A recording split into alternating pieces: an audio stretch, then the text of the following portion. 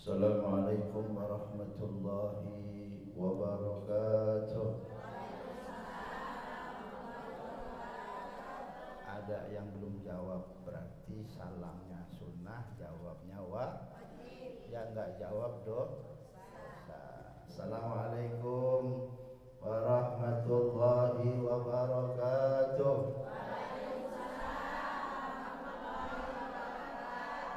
Alhamdulillah. Alhamdulillahilladzi arsala rasulahu bil huda wa dinil haq liyudhhira ala dini kulli wa kafa billahi shahida.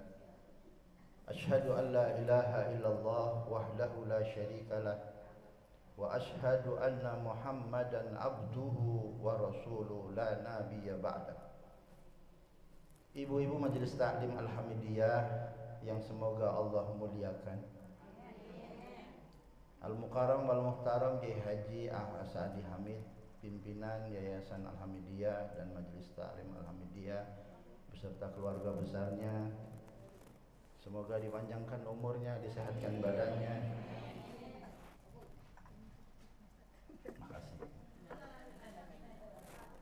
Para asitidah, para hujah yang hadir pada kesempatan yang berbahagia ini di hari Ahad tanggal 26 September 2021. Sofarnya tanggal 16, betul? Apa 17? Ini orang-orang Islam kalau ditanya bulan Sofar, bulan Maulid, kagak nyambung deh. Cuma tanggal 1 Oktober, tanggal 1 Januari 1. Oh, berkontrakan apal banget. Orang sono bu, kerengseng. Orang kedua mah kagak beda. Segala puja dan puji syukur kehadirat Allah Subhanahu wa taala, Allah yang telah memberikan nikmat sehat walafiat kepada kita sekalian sehingga kita dapat bersimpuh dan duduk menghadap ke kiblat, mendengarkan lantunan ayat-ayat suci Al-Qur'an yang tadi sudah dibawakan baik tahlil, tahmid maupun yasin. Mudah-mudahan yasin itu menjadikan jantungnya Al-Quran, hatinya Al-Quran yang membuat hati-hati kita menjadi tentram dan tenang dengan membacanya. Sebab dengan mengingat Allah maka hati kita jadi tentram. Ala bidzikrillahi tatma'innul qulub. Ketahuilah dengan berzikir, mengingat Allah, di mana saja kapan saja kita menjadi tenang hatinya. Ittaqillaha haitsuma kunta. Bertakwalah dan takutlah kepada Allah di mana saja kita berada. Ibu, selawat beserta salam semoga terlimpah dan tercurah kepada junjungan kita Nabiullah Muhammad sallallahu alaihi wasallam, nabi akhir zaman, khatamal anbiya wal mursalin, yang menuntun kita minad dzulumati ilan nur, dari zaman kegelapan hingga zaman terang benderang seperti yang saat sekarang ini kita alami, di zaman Covid alias orang nggak pada cebok. Banyak orang ngepet Covid-19. Tapi ibu-ibu nggak pada pakai prokes, kenapa nih? Kenapa nggak dipakai nih? Kenapa? Oh, jalan doang dipakai 100. Cerdas, namanya cerdas. Kalau ibu-ibu ngaji di dalam musola masih pakai masker juga, itu pertanda bahwa ibu sedang bunuh diri pelan-pelan.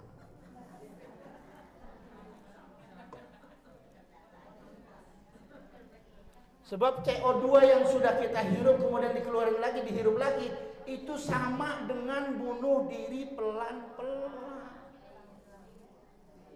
Betul lah, betul? Ibu-ibu yang ngomong betul. Bu, apa sih COVID-19 itu? Ini pertanyaan ketiga kali nih Ustaz ngomong. Kita sudah sama tahu, dari kecil yang namanya orang pilek pasti nular, karena itu virus. Dan kalau udah pilek, nularin lagi yang lainnya. Maka di masjid, di musola, nggak boleh deket-deket orang yang sakit. maka direnggangin sopnya, tapi bukan kepada orang yang sehat. Kalau kepada orang yang sehat mah tetap deketan nggak apa-apa. Kita udah mandi, udah wudu, udah cakep bedakan, pakai minyak wangi sebotol ditumpahin semua. Ya, Bu. Kenapa jadi masalah? Yang salah siapa? Pasalah aja ke masjid nggak pakai jarak. Lah ini masalah, emaknya salah. Segala masjid lah karpetnya dikasih tanda silang kayak gereja, kayak salib. Betul? Bu, ini udah tanggal berapa bulan Safarnya? 19. Sudah 19 Safar. Berarti bentar lagi mau Maulid. Bulan depan udah Maulid. Kita sambut rame-rame. Bagaimana supaya kita bisa menyambut kelahiran Nabi Muhammad sallallahu alaihi wasallam? Innallaha wa malaikatahu yusalluna 'alan nabi. Ya ayyuhalladzina amanu sallu 'alaihi wa sallimu taslima.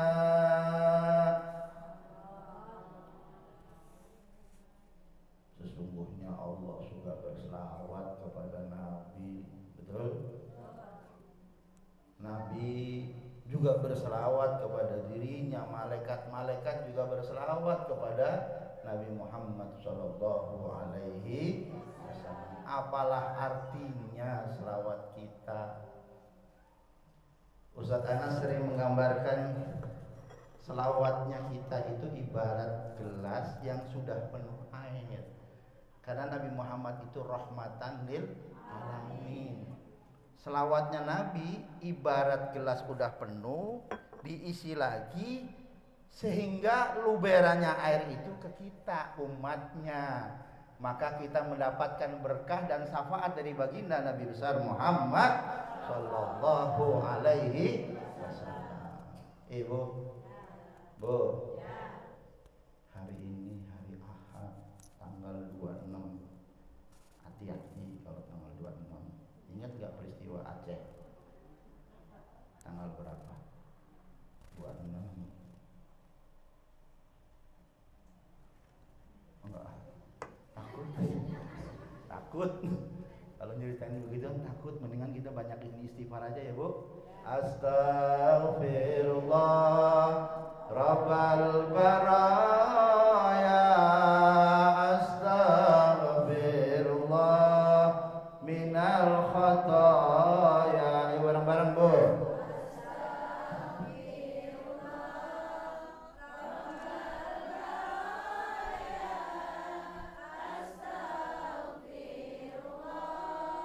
Minal khataya, astaghfirullah Rabbal baraya, astaghfirullah minal khataya.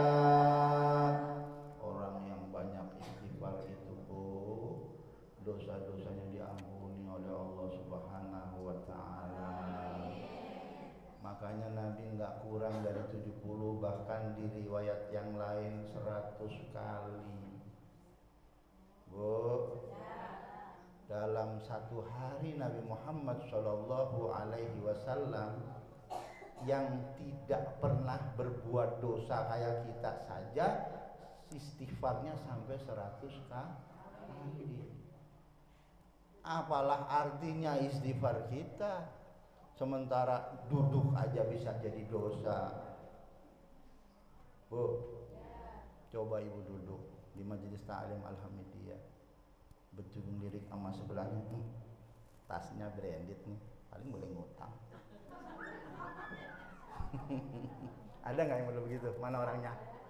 Nggak ada di sini mah. Ada lagi duduk, gelang keroncongnya bunyi kerinjing kerinjing kerinjing. Wah.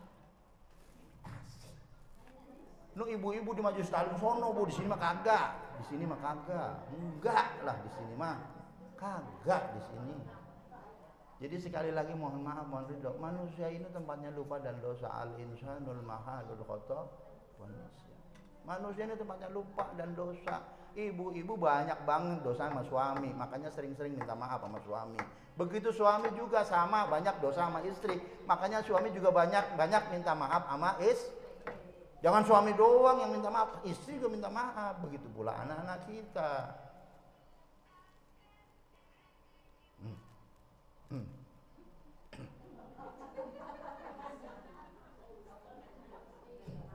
Saya jadi teringat Syekh Asudes. Syekh Asudes. Tahu gak Syekh Asudes? Yang bacanya murotal, imam besar Mekah. Suatu ketika ngimamin. Udah begitu ngimamin, ada begitu suara begitu tuh, ada begitu suara begitu. Begitu selesai sholat, berdiri salam, mukadimah, ngomong, baru seumur-umur saya hidup dan ngimamin di Mekah ada suara musik. Kita lagi sholat ada suara musik, seumur-umur. Nangis beliau. Kenapa bisa begitu? Ini udah zaman edan, Bu. Udah zaman apa? Kalau nggak edan nggak keduman. Bansos aja nggak nyampe ke masyarakat, bansos kagak nyampe. Kasihan banget deh lo. Bansos nggak nyampe, dipotong 10.000, nggak tahu lebih dari 10.000, 100.000. Orangnya kemana sekarang? Nggak tahu kemana, hilang. Kena PPKM, kena PSBB. Ibu tahu panjangannya PPKM? Perut perih kurang makan. PPKM, perbanyak pergi ke masjid. Itu yang bener. Lagi begini Bu, nggak berjalan ke masjid, puyeng malah. Puyeng pala, coba bapaknya deh. Bentar lagi datang tagihan motor, bentar lagi panci. Puyeng pala, puyeng dah. Ya. Kenapa bisa begini negara kita, Bu? Bu, kenapa negara kita jadi begini? Kenapa? Yang salah siapa? Kepiting, orang mau dijual diikat. Kepiting salah. Ya iya, orang mau dijual diikat. Ya kalau nggak diikat bahaya dia. Senyapit kita ya. Iya, istighfar aja deh yang banyak. Mudah-mudahan Allah turunkan pimpinan yang amanah, yang sidik, yang fatonah, sehingga kita mendapati kesejahteraan dalam hidup di bangsa atau negara yang sama-sama kita junjung tinggi martabat harkatnya. Negara Kesatuan Republik Indonesia yang sama-sama kita cintai ini, mudah-mudahan Allah angkat menjadi negara yang baldatun thayyibatun wa rabbun ghafur. Amin ya rabbal alamin. Satu saja saya pesan sama ibu-ibu, sekarang harus perbanyak sholat berjamaah. Aja dewekan jare wong Tegal, jangan sendirian. Sholat berjamaah, Bu, sama suami, sama anak, sama mantu, ajak sholat minimal maghrib, supaya sakinah mawaddah warahmah. Itu aja udah. Sebab pesannya Sayyidina Ali bin Abi Thalib karamallahu wajhah, siapa orangnya yang melaksanakan sholat maghrib secara berjamaah, insya Allah rumah tangganya menjadi rumah tangga yang sakinah mawaddah warahmah. Insya Allah. Jangan ibunya main HP, bapaknya main gaple, anaknya mencela-mencela, kagak sembahyang. Ini prihatin banget ibu, ya Allah. Makin hari masjid dijauhin, mau Jumatan 2 kloter, Jumatan yang nomor handphonenya ganjil jam 1, yang handphonenya genap jam 2. Emang nonton bioskop? Kalau di luar negeri, Bu, di Jerman, di Eropa, emang begitu. Sholat Jumat pakai kloter. Kenapa? Enggak muat masjidnya. Karena yang dipakai ruko di sana, bukan masjid. Ruko, rumah toko, dipakai untuk Jumatan. Enggak muat, bikin 2 kloter. Itu maklum. Sini masjidnya gede-gede, karpetnya juga empuk-empuk, digulung, baunya minta ampun, kagak dipasang-pasang sampai sekarang. Bu, prihatin nggak lihat kondisi semacam ini? Ini udah tanggal berapa, Bu?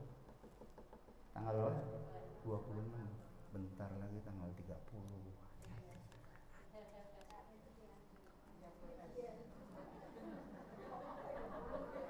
Saya nggak nakut-nakutin, cuman hati-hati. Sudah 2 penceramah diserang. Betul? Ulama, kiai, orang alim, sudah berapa, Bu, yang meninggal? 900. Bukan sedikit, 900. Satu aja banyak. Satu dibunuh, bagaikan membunuh seluruh umat yang ada di dunia ini. 900. Kalau kita sebutin yang terakhir tuh Kiai Haji Abdullah Sapi, Abdul Rasid Abdullah Sapi. Sebelumnya lagi Kiai Balia Isa Al-Falah. Sebelumnya lagi Kiai Tengku Zulkarnain, Syekh Ali Jaber. Oh, banyak, Bu. Sedih saya. Ibarat pohon bambu yang melempem ditebang-tebangin dulu tuh, yang bengkok belakangan. Ini termasuk yang bengkok di belakang. Yang bengkok, yang lempeng dulu, potong-potongin dulu. Abini sama Allah. Tapi kan kita sedih juga, Bu. Kita mau ngaji ke tempatnya kiai-kiai yang host udah pada meninggal, nggak ada. Gantinya juga nggak kayak ganti RT, RW, lurah, sama camat, sama wali kota, sama gubernur. Gampang, hari ini mangkat, mati, besok ada yang gantiin kalau gubernur mah. Betul nggak, Bu? Kalau kiai nyetaknya 22 tahun baru terjadi, baru jilya gitu jadi kiai bener tuh. Orang ustadz nyantren di Pandeglang sana, di Cadasari Banten, tempatnya Buya Dimyati, cuma belajar ngeliwet doang. Gimana tuh ngeliwet? Oh, ngeliwet tuh begini. Ya Allah, sedih banget ngeliatin orang menyantren sekarang. Kalau saya sengsara dulu, Bu, sampai kuple, tau kuple, Bu? Budigan. Iya, santri kalau belum budigan belum disebut santri. Sampai belum garuk-garuk begini, Bu, belum dibilang santri, belum. Kalau udah gudikan begitu santri tuh. Kalau sekarang nggak pakai gudikan, di pesantren suruh pulang. Alasannya apa? COVID-19, nggak boleh. Gampang banget. Orang kagak boleh sekolah, kagak boleh nyantren, kagak boleh belajar, kagak boleh sembahyang jamaah, kagak boleh jumatan, kagak boleh ngaji. Ini kumpul-kumpul kayak gini nih, kalau dipoto dilaporin sama itu, diparahin kemari, Bu. Kan ayatnya udah jelas tuh di dalam Al-Quran, walang tardo ankal yahud wala nasara hatta tattabi'a millatahum. Orang-orang Nasrani dan Yahudi itu nggak pernah rela, Bu, kalau kita bergaul, kumpul jadi satu, bikin kekuatan.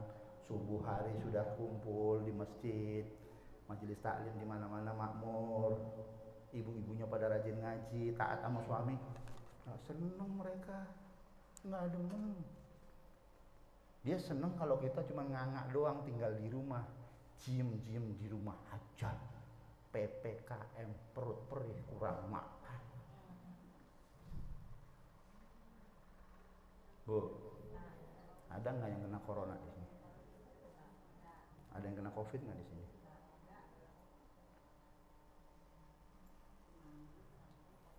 Kura-kura dalam perahu, kura-kura. Orang yang namanya pilek, Bu, dari saya kecil, emak saya, ibu saya, umi saya pilek, saya ketularan. Dan kalau orang pilek di mana-mana pasti kagak nyium apa-apa, betul nggak? Rinso juga nggak kecium.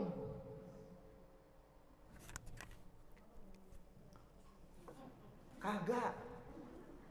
Coba deh, kalau pilek kagak ada baunya. Betul lah, betul. Dari saya kecil yang namanya orang kena pilek, ya kagak bisa nyium apa-apa. Ini mah horor amat. Yang namanya orang kagak nyium, saya kena COVID dulu. Yuk periksa ke dokter. Orang Indonesia tuh cengeng-cengeng, dikit-dikit ke dokter, dikit-dikit ke dokter. Yuk, kalau di Timur Tengah, di Eropa sana, orang tidak akan pergi ke dokter kalau tidak berdarah. Kalau tidak melahirkan, tidak kecelakaan di jalan, enggak ke dokter. Makanya sepi rumah sakit di sana. Enggak di sini, puyeng dikit ke dokter, pilek dikit ke dokter. Emang apaan? Cengeng, mentang-mentang ada BPJS. Emang kagak bayar tuh BPJS? Pesen Grab dari sini ke Tarakan, emang kagak bayar? Nungguin ngajak temen, emang kagak naktir tuh temen minum, makan soto di sono? Pengalaman soalnya. Biar BPJS bayar juga. Itu man kura-kura aja dalam perahu. Ini mas sekedar aja, mudah-mudahan kita pencerahannya ada. Jangan takut mati.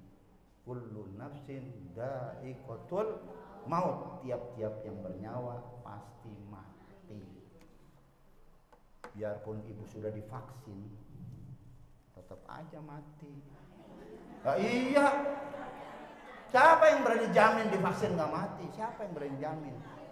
Kagak ada. Kullu nafsin dha'iqatul maut. Tiap-tiap yang bernyawa pasti mati. Mau divaksin, mau tidak divaksin, mati juga.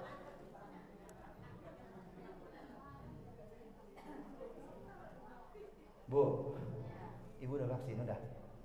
Udah? Yang apa?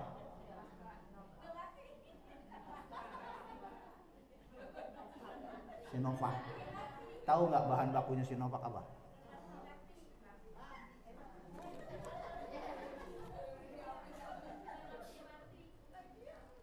Bahan bakunya apa? Bactoseton.